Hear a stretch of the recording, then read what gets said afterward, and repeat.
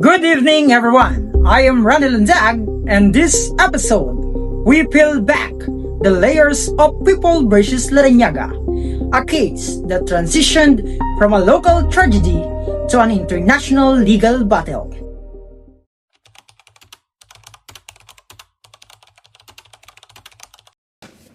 I will have a big space there, I'm sure. But it's just so unfair getting that little injection without me giving a fight. I was not given a fair fight. I was not given the chance to defend myself. On the evening of July 16, 1997, Sisters Marijoy and Jacqueline Chiong disappeared after leaving Ayala Center, Cebu, marking the beginning of one of the Philippines' most high-profile criminal cases. While the body of 21-year-old Marijoy was later discovered in a ravine in Karkar, 23-year-old Jacqueline remains missing to this day. Here's where the case becomes a study in the critical importance of physical evidence. The prosecution presented eyewitness accounts from Jacqueline Chiong and a state witness, testimonies placing Larrañaga at the scene. Multiple witnesses testified to his presence in Manila, yet the court dismissed this alibi, finding the prosecution witnesses more credible.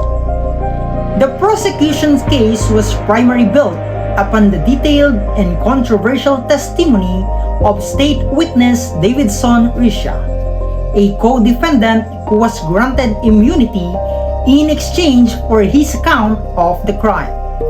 Risha provided a first-hand description of the abduction and subsequent violence, claiming that Francisco Juan Larrañaga and 6 other men were responsible.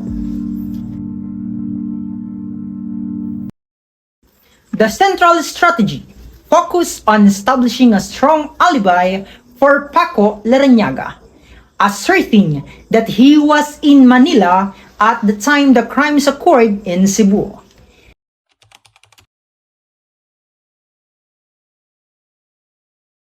I didn't think that it would go beyond preliminary investigation because we had like more than 35 witnesses that said this boy was nowhere near Cebu on July 16. We took the exams the same day. During the duration of the class, we were together. That night, we went to the bar we used to go to a lot, R&R bar by Katipunan. It was unusual for everybody to be there. My mom just said, Raymond, why don't you finish the film of the camera? So I took photos of the group, and obviously Paco was there. We were together till the wee hours of the morning. The following day, early morning, he was back in school.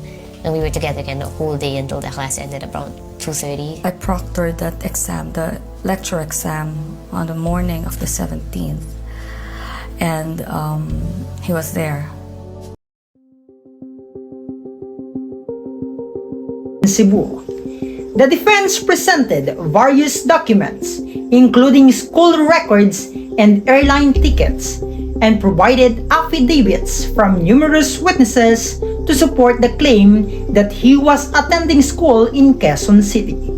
However, the court found gaps in the defense timeline, noting that Larrañaga failed to produce sufficient evidence to prove he only returned to Cebu on the afternoon of July 17, 1997. Consequently, the judicial authorities prioritized the eyewitness accounts over the documentary evidence and school-related testimonies provided by the defense. In 1999, the trial court convicted all 7 accused. The turning point that strengthened the case for the prosecution was the testimony of its state witness, Davidson Valiente Rusia, who provided positive and definite testimony of the guilt of the accused and who positively identified the herein accused. Accused have not shown by clear and convincing evidence that it was physically impossible for them to be at the Ayala Center, where Jacqueline and Mary Joy Chiong were abducted on that fateful night of July 16, 1997.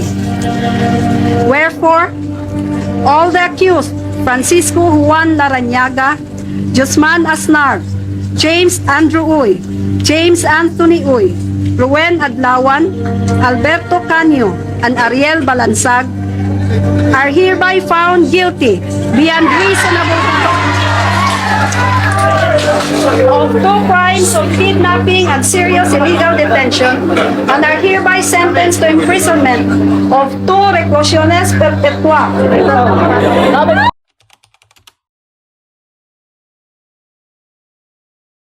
Larrañaga and 6 others were sentenced to death by lethal injection. The Supreme Court upheld the conviction in 2004, despite dissenting justices who questioned the sufficiency of evidence. International human rights organizations, including the UN Human Rights Committee, later found that the Philippines violated Larrañaga's rights to fair trial and proper legal representation. People vs. Larrañaga is a case study in what happens when conviction rests on testimony alone.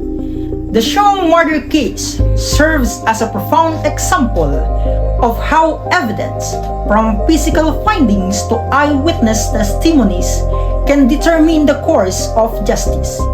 It highlights the complexities of the legal process, where the credibility of a single witness can outweigh extensive documentary evidence.